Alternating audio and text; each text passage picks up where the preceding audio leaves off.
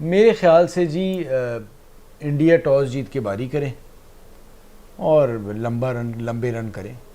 एक उन्हें चांस लेना चाहिए। सब पौने 400 के करीब कर रहे हैं, तो इंडिया को भी एक अब तो माशाल्लाह बेहतरीन परफॉर्मेंस जा रही है, एक बड़ा स्कोर करना चाहिए।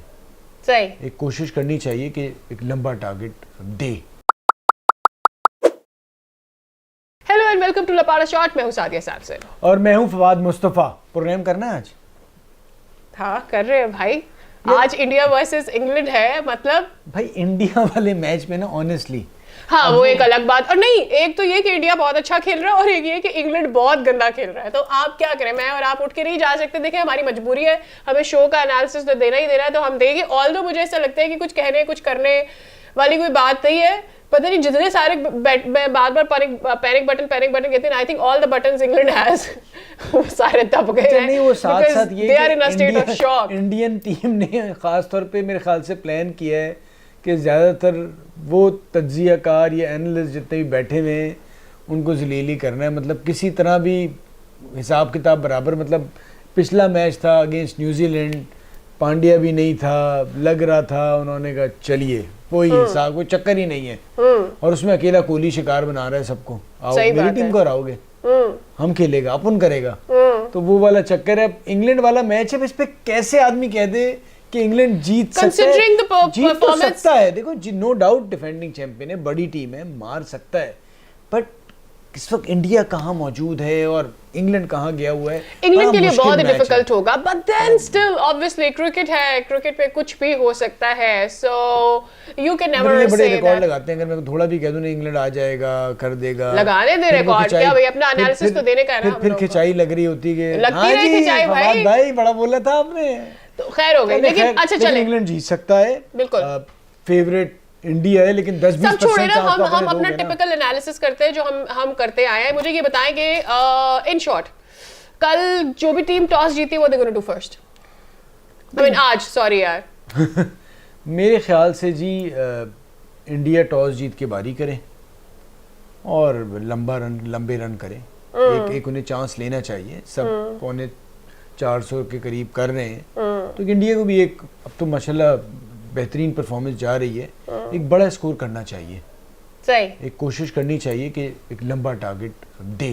सही क्या होता है टॉस। हाँ, because they are doing both the sides। में पहले बैट कर रहे हैं तो भी अच्छा ही लंबा बैट कर रहे हैं, बॉल कर रहे हैं तो भी जबरदस्त कर रहे हैं। सारी टीमों ने 350 पौने 400 किए, तो एक आध बड़ी वर्ल्ड कप से पहले अच्छी प्रैक्टिस है, फाइनल से पहले उनके लिए एक अच्छी प्रैक्टिस। देखो मैं तो ऑलरेडी फाइनल में देख रही हूँ, बट एक्चुअली है, क्या कर सकते हैं। वी आर सीइंग के बहुत स्ट्रांग अच्छा कर रही है इंडिया। कम से कम कोई एशियन टीम तो अच्छा कर रही है।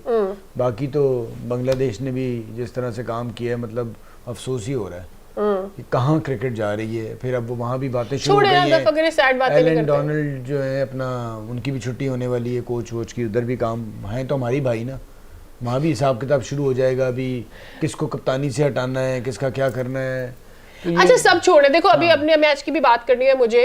आपको मैंने कितना बोला था कि इरफान पठान का सिनेरियो हो सकता है। देखो Irfan Pathan when he was dancing with Rashid, उसके बाद मैंने उसको दीगर बॉलीवुड के जो स्टार्स हैं उनके साथ भी डांस करते हुए देखा। तो वर्ल्ड कप का माहौल है। हैविंग सेड, आपकी टीम एक तो अच्छा परफॉर्म कर रही हो, वर्ल्ड कप का माहौल हो, आपके मुल्क के अंदर वर्ल्ड कप हो और आप एंजॉय ना करें, ऐसा हो नहीं सकता। ये मेरा सीधा पॉइंट ऑफ व्यू था, which you do disagree to. Okay, अब मुझे ये कहना है कि मुझे ऐसा लगता है कि Irfan Pathan is just enjoying the world cup, क्योंकि द वे ही सेड कि साउथ अफ्रीका वर्सेस पाकिस्तान के मैच में वो आउट जो बनता था वो देना। ऑल्दो ये बात हम नहीं कह रहे थे, क्योंकि हमें ऐसा लग रहा था कि अंपायर के ऊपर था, वो अंपायर्स कॉल थी, व्हाटएवर ही डज। बात है नहीं, क्या मतलब फजूल बात है क्या कि जो ये ऐसे ही रूल है, उसने नहीं दिया एम्पायर ने। पहले उसने फेवर दिया उसी मैच में ओसामा को।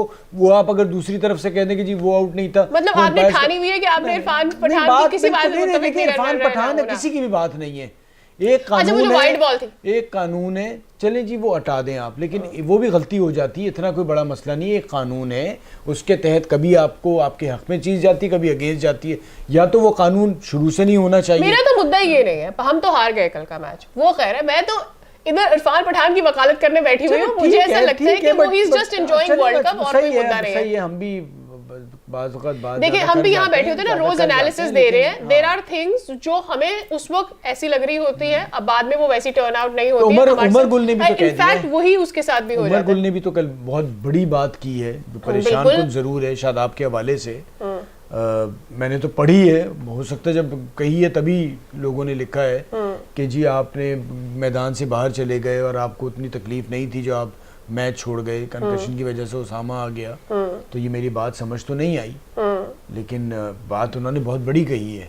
बिल्कुल इस पे जवाब क्रिकेट बोर्ड को देना चाहिए। बाकी तो प्रेस रिलीज हर चीज की आ जाती है कि नहीं ऐसा कुछ नहीं था, प्लेयर की सपोर्ट पे बात करनी चाहिए, क्यों उन्होंने ऐसी बात की, और अगर की है तो फिर उसकी कोई ना कोई सबूत दे। And you never know. अच्छा मुझे देखे इवन जब फखर वाला मामला था और शादाब का हो या दिगर हो, I have a feeling and maybe I am wrong about it and if I stand corrected तो मुझे कोई मसला नहीं होगा if I have to, but then मुझे ऐसा लगता है कि यू नो फखर वाला जो भी मामला हुआ था कि जी नी इंजरी है, और फिर जो शादाब वाला मामला, बोथ द केसेस मुझे ऐसा लगता है कि यार मतलब बहुत सारे प्लेयर्स को जब बिठाना होता है तो इस तरह की बातें कर दी जाती है। देखिए बट मैं वही बगैर सबूत के ना बात करता नहीं। अब इन्होंने अगर ये बात जिसने भी की है उससे कोई ना कोई इस पे सबूत देना चाहिए, वरना ये इल्ज़ाम है। आप किसी पे इल्ज़ाम इस तरह नहीं लगा सकते कि वो डेलिबरेटली नहीं खेला है, उसकी चोट इतनी नहीं थी। सही। मैं तो ये नहीं कह रही कि प्लेयर डेलिबरेटली भी खेला, मैं तो ये कह रही हूँ कि डेलिबरेटली प्लेयर को बिठाया जा सकता है क्या? ये मुझे वो भी नहीं लग रहा होता। ये अब सारा जब हार रहे होते हैं तो इस किस्म की बातें आ जाती हैं। फिर रमीज साहब ने भी कुछ कहा है।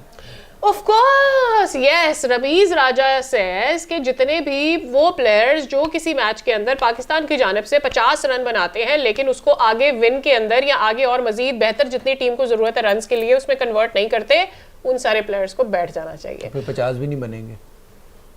लेकिन हम भी तो कितनी बातें करते हैं ना कि यार हमें मैच विनर चाहिए, बात तो वैलिड की है, लेकिन बात सही है, पीछे कोई नहीं है ना।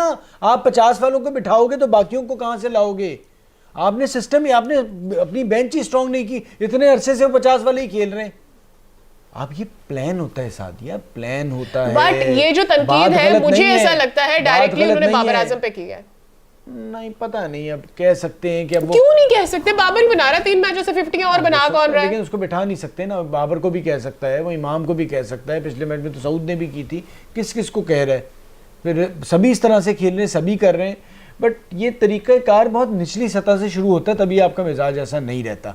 अभी ना करें, जब आप ये 19 की क्रिकेट में या फर्स्ट क्लास में तो खैर नहीं, लिस्ट ए की क्रिकेट में या जूनियर लेवल पे आप ये मिजाज बनाए ना कि भैया आपने सेल्फिश इनिंग्स के लिए आप अगला मैच बैठेंगे तो मिजाज वो चेंज करेगा। अच्छा मुझे ऐसा लगता है कि रमीज राजा का कहना ये सिर्फ इसलिए नहीं बनता कि जब वो खुद पीसीबी चेयरमैन थे और हर जगह से आवाजें आ रही थी कि भाई डोमेस्टिक क्रिकेट की नहीं हो पा रही, उसको ज्यादा तवज्जो दें, हमारे पास बेंच पे प्लेयर्स मौजूद नहीं थे, तो उस वक्त आप जूनियर लीग में लगे हुए थे, which was not very important, उसने आपको रेवेन्यू भी उतना जनरेट करके नहीं दिया। सो आई हैव अ फीलिंग का तो की नहीं थी, वही T20 क्रिकेट है ही नहीं जूनियर लेवल पे। पागल है, अगले बोर्ड नहीं कराते, आप ही करा रहे हो। करेक्ट। सो आपकी भी गलती थी उसके अंदर कि आपने बेंच तैयार नहीं की। आज आपकी बेंच तैयार होती तो आप कहते कि तुम अब सेल्फिश खेल रहे हो, निकलो हम दूसरे को लेकर आएंगे। So now you can't say it.